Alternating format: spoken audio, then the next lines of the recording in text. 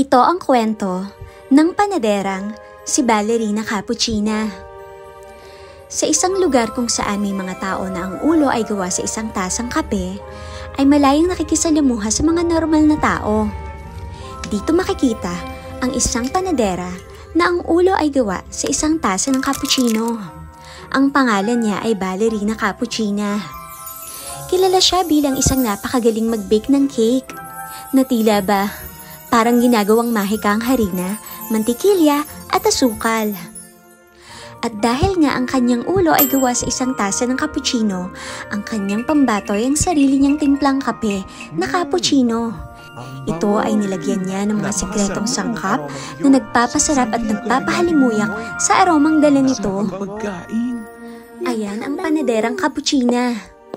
Subalit, ang panaderyang iyon ay pagmamayari ng gahaman na si Espressona Signora.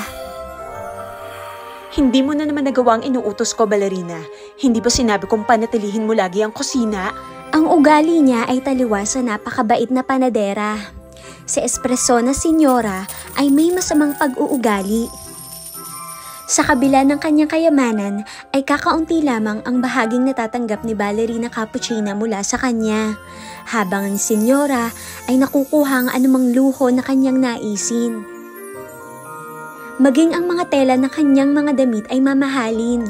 Nariyan pa ang mga nagkikinangang alahas na gawa sa purong diamante. Ni hindi na nga mabilang kung gaano karami ang kanyang mga mamahaling sapatos. Habang si Ballerina Cappuccina ay nagpapakahirap sa loob ng panaderya, nagpapakasasa naman sa kayamanan si Espressona Signora. Palagi niyang pinagmamayabang ang kanyang mga alahas at kayamanan sa mga mayayamang tao at nakakataas sa lipunan, nang sa gayon ay maging mataas din ang tingin niya sa kanyang sarili. Subalit, hindi iniisip ng senyora ang mga hirap at sakripisyo ni Ballerina Cappuccina, mapayabong lang ang negosyong panaderya. Ganun pa man, patuloy lang ang panadera at umaasa na balang araw siya ay mabibiyayaan rin ng gantimpala bunga ng kanyang mga sakripisyo. Samantala, sa dami ng pera ni Espressona Signora, ay nalulung ito sa masamang bisyo. Oh, senyora, nariyan ka na pala. Halika, maglaro tayo ng sugal. Balita namin ay napakayaman mo na at napakarami mo ring pera. Napadalas ang paglalagi ni Espressona Signora sa bahay pasugalan. Siya ay nalibang sa paglalaro ng sugal at pagwawaldas ng pera. Ngunit sa paglipas ng panahon, tila ba hindi umaayon sa kanya ang baraha. Unti-unting natalo sa laro ang gahaman na senyora. Kasabay nito, ang unti-unting paglaho ng kanyang mga ari-arian at kayamanan. Sa pag-asang makakabawi siya at maibabalik ang kanyang mga natalong pera, isinanla niya ang kanyang mga mamahaling alahas upang may maipangtayang muli sa sugal. Sumunod nito ay isa-isa niya ring ibinenta ang kanyang mga mamahaling bestida. At upang hindi mapahiya sa mga mayayamang kaibigan, pati ang mga mamahaling relo ay nagawa niya ring ibenta, maging ang kanyang hindi mabilang at mga mamahaling sapatos. Ngunit, nabigong muli si Espressona Signora. Halos wala nang natira sa kanyang mga ari-arian. Dahil dito, ay tuluyan nang bumagsak ang kanyang negosyong panaderya.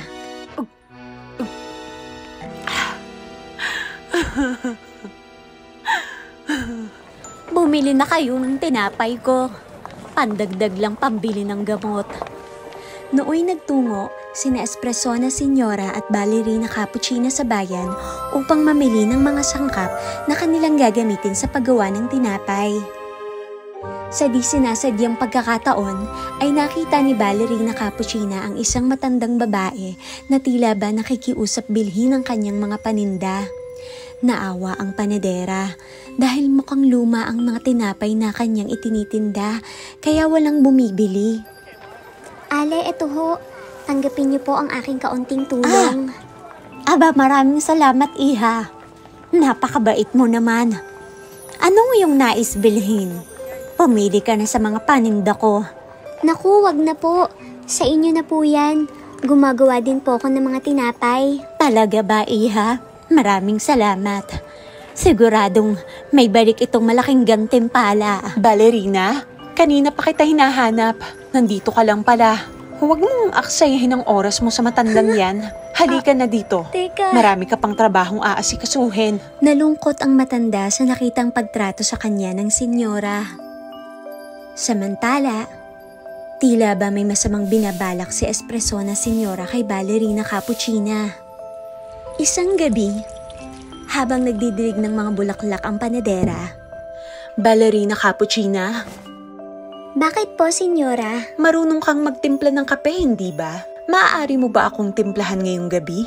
Ang gusto ko ay yung pinakamasarap at ibalot mo sa tasang papel. Takpan mo para makulong muna ang init at aroma. Masusunod po, senyora. Igagawa ko po kayo ng aking pinakamasarap na cappuccino. Siguradong magugustuhan nyo. Nooy sinunod ng panadera ang utos ng senyora. Siya ay nagtimpla ng kanyang pambatong cappuccino na hinaluan niya ng mga sekretong sangkap na may napakasarap na lasa at aroma. Sigurado akong magugustuhan ito ni senyora.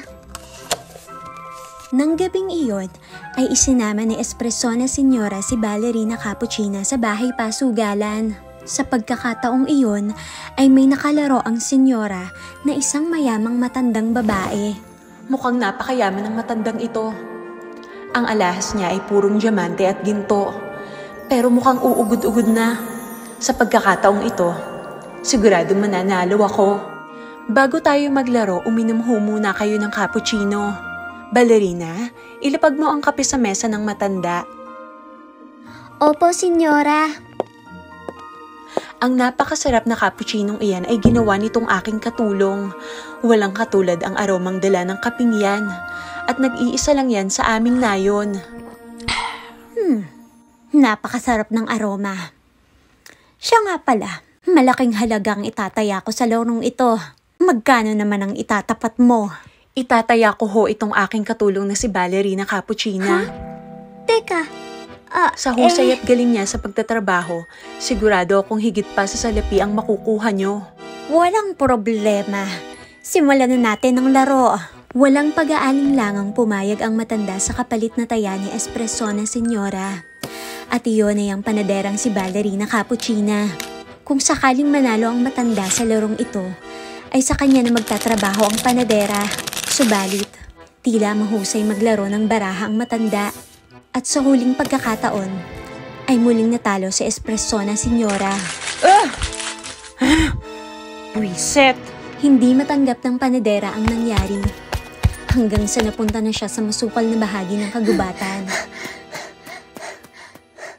Lingid sa kanyang kaalaman, ay may sorpresa palang dala ang matandang mayaman sa kanya. Huwag ka nang umiyak, iha. May sorpresa ako sa'yo. Ang matanda ay isa palang engkantada. Sa pagkakataong ito, ay ipinakita ng matanda ang kanyang tunay na anyo. Huwag kang matakot. Isa akong engkantada. Ang matanda ni tinulungan mo sa bayan. At ako ay iisa. Naantig ako sa busilak ng iyong puso. Kaya naman, gagantimpalaan ko naman ang iyong kahilingan. Nais ko lang naman po maging matagumpay sa aking buhay. Tanggapin mo itong mahiwagang mga kasangkapang ito. Alam ko ang iyong pangarap. Ang ibinigay kong mahiwagang butil ng kape, asukal, harina, ay hindi nauubos. Magagamit mo itong panimula sa pag-abot ng iyong mga pangarap. Nooy umalis na ang matandang engkantada at naglahong parang bula sa hangin. Kinabukasan, ay ginamit ni Ballerina Cappuccina ang mga kasangkapan na ibinigay sa kanya ng matandang engkantada. Ginamit niya ito upang muling gumawa ng masasarap na tinapay. At inialok ito sa publiko. Bumili na po kayo. Napakasarap ng aking mga tindang tinapay. At cake. Matapos ay ginamit niya ang mahiwagang butil ng kape upang gumawa ng napakasarap na cappuccino.